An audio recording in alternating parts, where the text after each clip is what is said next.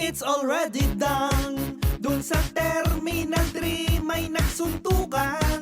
At nung amin nang napag-alaman, sinong nagulpe ay si Kuya Mon. Siya'y na-black ayan. Sabi nung aktor, hindi daw sila ang nag-start ng brawl. Asawa niya ay ipinagtanggol.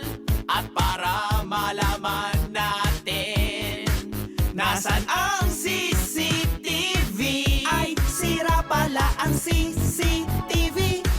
ay sira pala ang CCTV, Ay sira pala ang CCTV. palpak ang kanilang security titi. Ay sira pala ang CCTV.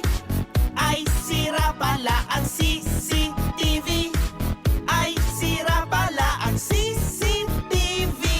palpak ang kanilang security titi.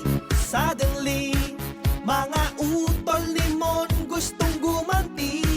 Si Raymart ang takot, di maikubli. Halos maihi sa tatlo